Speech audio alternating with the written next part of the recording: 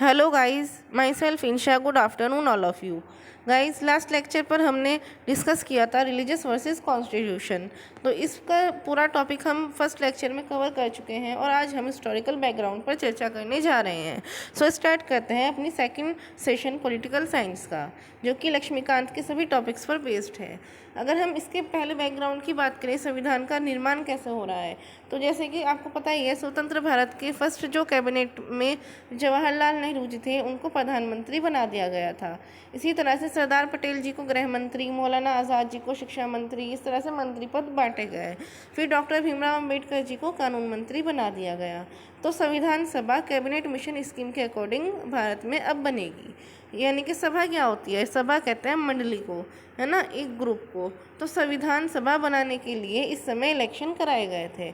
संविधान बनाने की एक बात ये भी आती है कि क्या बात सबसे पहले अभी उठाई गई थी कैबिनेट मिशन के तहत? तो ऐसा नहीं है। संविधान बनाने की बात भारत में काफ़ी पहले भी उठाई जा चुकी है। कब कब उठाई गई है वो हम अभी देखेंगे। देखिए गाइस, संविधान बनाने की बात सबसे पहले बाल गंगाधर तिलक जी उठा रहे हैं 1895 में। कब उठा रहे हैं? जब इनका स्वराज विधेयक आता है तब।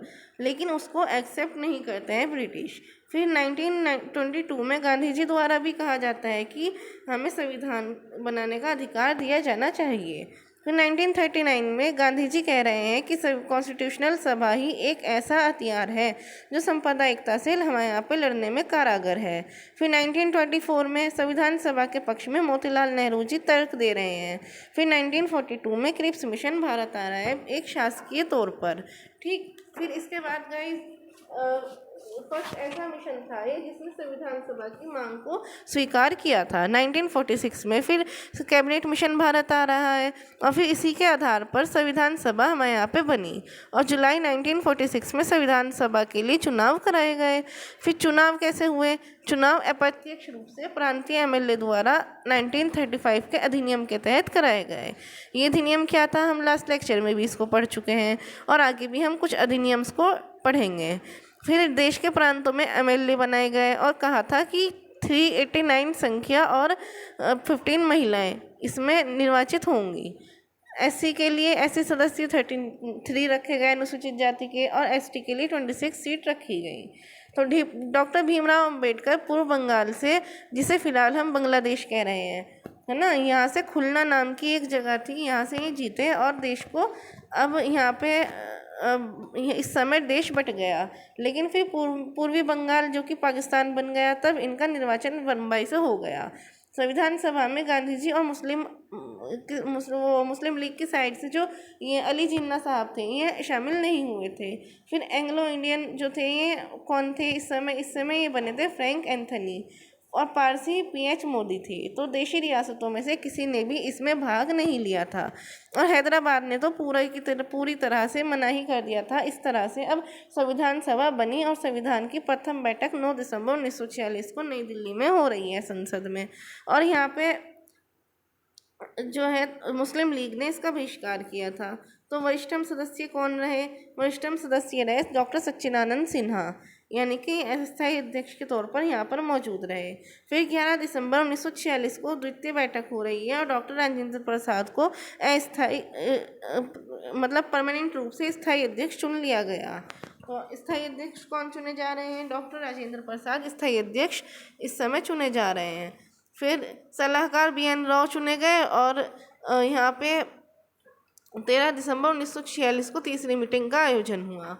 तीसरी मीटिंग का जब आयोजन हो रहा है तो यहाँ पे जवाहरलाल नेहरू ने एक प्रस्ताव पेश किया, जिसे उद्देशिका प्रस्ताव भी हम कहते हैं, है ना। तो इसमें बताया गया कि हमारे संविधान का ढांचा कैसा होगा, इंफ्रास्ट्रक्चर ऑफ कॉन्स्टिट्यूशन कैसे होगा। तो जो डॉक्टर भीमराव थे, इन्होंने उद्देशिका प्रस्ताव को एक तरह से फ्रेम किया और इसे संविधान सभा की स्वीकृति भी फिर मिल गई। फिर 22 जनवरी 1947 को इसे स्वीकृति मिली। फिर 60 देशों के संविधान के मुख्य अंश हमारे यहाँ पे भेजे गए संविधान बनाने के लिए। फिर परामर्श समिति ने 17 मार्च 1947 को कुछ सवाल दिए गए कि संविधान बनाने के लिए 60 देशों से हम किन किन चीज़ों को अडॉप्ट करें। फिर इन्होंने एक रिपोर्ट तैयार की, तो सलाहकार राव जो थे बी एन राव साहब, इन्होंने अक्टूबर 1947 में प्रथम संवैधानिक प्रारूप तैयार किया। भीमराव ने क्या किया था, ड्राफ्टिंग की थी बाद में कॉन्स्टिट्यूशन की, है ना। तो इसमें 243 आर्टिकल इन्होंने स्टार्टिंग में रखे थे और 13 शेड्यूल इन्होंने रखे थे। फिर राव जी को मुखिया बना दिया गया प्रारूप समिति का। इन्होंने संविधान पारित कराने का प्रस्ताव रखा और 26 नवंबर 1949 को ये पारित भी हो गया। ये प्रस्ताव फिर पास हुआ और उसी दिन संविधान को हमारे यहाँ पे स्वीकार कर लिया गया।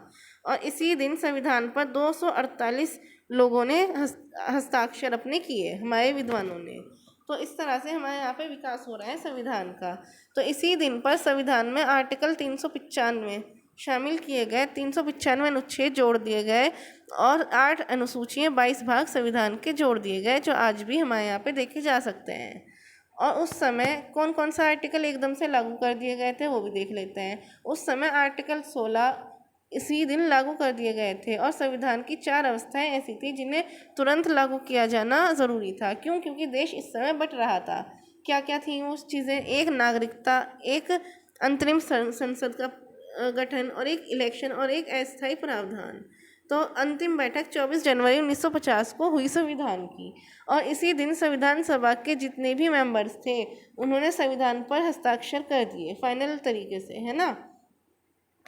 और राजेंद्र प्रसाद को प्रथम राष्ट्रपति चुन लिया गया और संसद में इस तरह से अब संसद जो है यहाँ पे, अब संसद में संविधान का पूरा प्रारूप हमें यहाँ पे लाया गया और इसको एक्सेप्ट कर लिया गया और मेंबर्स को एमएलए बना दिया गया संसद में लाकर, ठीक। और इस समय अगर हम बात करें संविधान बनने में कितना समय लगा, तो 2 साल 11 महीने 18 दिन का ये समय लगा, ये तो हमें पता ही है। और 114 दिन तक इस पर बहस चली। फिर 55,000 लोगों ने संविधान बनाने के काम को एक तरह से मैनेज किया और 64 लाख का इसमें खर्चा आया। तो ये तो वैसे कोई नहीं पूछता, लेकिन हाँ ये ज़रूर पूछ लेते हैं कि कितने महीने का, कितने ईयर्स का, कितने दिनों का समय लगा। तो 2 साल 11 महीने 18 दिन का संविधान बनाने में समय लगा। फिर 29 अगस्त 1947 को प्रारूप समिति अस्तित्व में आ गई और इसे संविधान निर्माण करने का श्रेय दिया गया। इसमें कौन कौन थे? इसमें डॉक्टर भीमराव अंबेडकर के साथ साथ 7 सदस्य और थे। जैसे और कौन कौन मेंबर थे? गोपालाचार्य, जो गोपाल स्वामी अयंगर थे, अल्लादी कृष्णा स्वामी थे, है ना, अय्यर साहब थे, K M. Munshi, D K. Khetan, Syed Saadulla, D L. Mitra और अनेक कमेटियाँ भी यहाँ पे थी मौजूद। तो और फिर यहाँ पे बहुत सी समितियाँ भी बनाई गई, जैसे संघ समिति बनी, इनके मुखिया भी जवाहरलाल नेहरू रहे, है ना। जवाहरलाल नेहरू असल में संघ शक्ति से रिलेटेड थे। फिर उसके बाद यहाँ पे ये समिति एक और बनाई गई जिसका नेम है प्रांतीय सरकार समिति। इसके जो मेंबर रहे, अध्यक्ष रहे, वो रहे सरदार वल्लभ भाई पटेल, ठीक। फिर उसके बाद झंडा समिति बनाई गई जिसके अध्यक्ष थे डॉक्टर राजेंद्र प्रसाद। देशी रियासतों के लिए कमेटी भी डॉक्टर राजेंद्र प्रसाद की अध्यक्षता में बनी।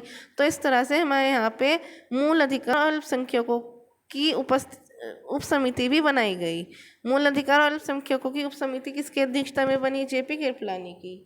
तो इस तरह से संविधान बनकर तैयार हो गया। फिर संविधान के कार्य क्या क्या रहते हैं? अगर हम बात करें 24 जनवरी 1950 को रविंद्रनाथ टैगोर जी लिख रहे हैं राष्ट्रीय गान, इसको हमने अपनाया। फिर जनगण मन को वंदे मातरम, ये जो है हमारा, है ना, इसको बंकिम चंद्र चटर्जी लिख रहे हैं, इसको राष्ट्रीय गीत के रूप में हमने अपना लिया। फिर 22 जुलाई 1947 को संविधान सभा ने राष्ट्रीय ध्वज अपनाया हमारा। फिर 24 जनवरी 1950 को प्रथम राष्ट्रपति डॉक्टर राजेंद्र प्रसाद बन गए।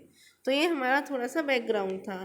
फिर अगर हम बैकग्राउंड को, हिस्टोरिकल बैकग्राउंड को लेकर चलें तो इसको हम 2 भाग, बेसिकली 1773 से 1858 तक जब कंपनी का शासन रहा, यहाँ से पढ़कर चलेंगे।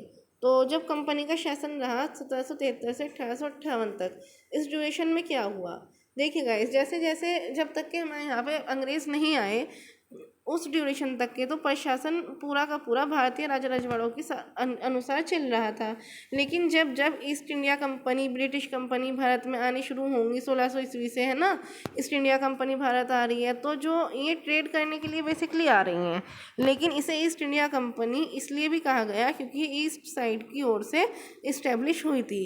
फिर अनेक शासक आए, जैसे जो रॉबर्ट क्लाइव हैं, है ना, ये सब आएंगे भारत में, और फिर डलहौजी वगैरह आएंगे। तो अंग्रेज़ यहाँ पे जब आ जाएंगे तो उन्होंने बहुत से युद्ध भी किए, और अंग्रेज़ों को फिर अब ये समझ में आ गया कि हमारे यहाँ पे एकता नहीं है भारत के राजाओं में और भारतीयों में, तो एक दूसरे के प्रति ये कट्टरपना अपना रहे हैं इस समय। तो अंग्रेज़ों ने इसी बात का लाभ उठाया और फूट डालो राज करो की नीति चलाई भारत में।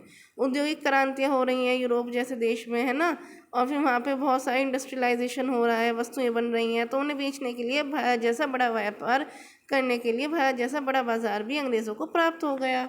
तो उन्होंने भारत में अब अपनी शक्ति को स्थापित करने के लिए अब रूल्स और रेगुलेशन बनाने शुरू कर दिए।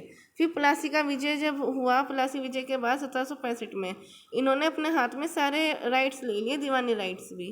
तो बंगाल, बिहार, उड़ीसा की दीवानी इन्होंने प्राप्त की। ये क्षेत्र कौन से थे? ये क्षेत्र इस समय बंगाल की खाड़ी से जुड़े हुए थे। अब जब बंगाल, बिहार, उड़ीसा की दीवानी ये ले लेते हैं तो अंग्रेज़ों ने कर के लिए भी कर देने के बजाय कर प्राप्त करने की अवधारणा लेकर के ये आए। जैसे स्थायी बंदोबस्त हुआ, है ना, फिर रैयतवाड़ी व्यवस्था, महलवाड़ी व्यवस्था, ये हम हिस्ट्री में भी पढ़ेंगे। तो इस तरह से अब ये पावरफुल रूलर्स बनकर अब उभरेंगे भारत में। तो अंग्रेज़ों के पास अब सारी की सारी भारत में जितनी भी टैक्स सिस्टम से रिलेटेड पावर्स थी वो अंग्रेज़ों के पास चली गई। फिर 1857 का विद्रोह हुआ, और फिर विद्रोह में इन्होंने जाना कि हमने इतना ज़्यादा हस्तक्षेप किया इसीलिए ये विद्रोह हो रहा है, तो फिर इन्होंने कंपनी का शासन ख़त्म कर दिया, और 1858 में ब्रिटिश के द्वारा प्रत्यक्ष शासन अपना इस्टेब्लिश किया गया। फिर 1765 में 15 अगस्त 1947 तक 1765 से 15 अगस्त 1947 तक अंग्रेज़ों के हाथ में सारी पार रही। फिर संविधान पर इसका बहुत ज़्यादा इम्पैक्ट भी पड़ता है ना, क्योंकि इनकी नीतियाँ और नियमों का भारतीयों को अब काफ़ी अच्छे से ज्ञान हो चुका था। जब इन्होंने जो नीतियाँ और नियम बनाए वो अपने हित के लिए बनाए, अपने वैश्विक हित के लिए, लेकिन अब भारत क्योंकि उनको जान गए थे नीति नियमों को, तो फिर भारत के हित के लिए कैसे उन्हीं नियमों को कन्वर्ट करके एडजस्ट किया जाए वो हमने देखा, और फिर उसी के अकॉर्डिंग हमारे संविधान में प्रावधान भी रखे गए। फिर ये जो सुझाव, अब जब भारत स्वतंत्र हुआ तो फिर भारत का संविधान भी बना।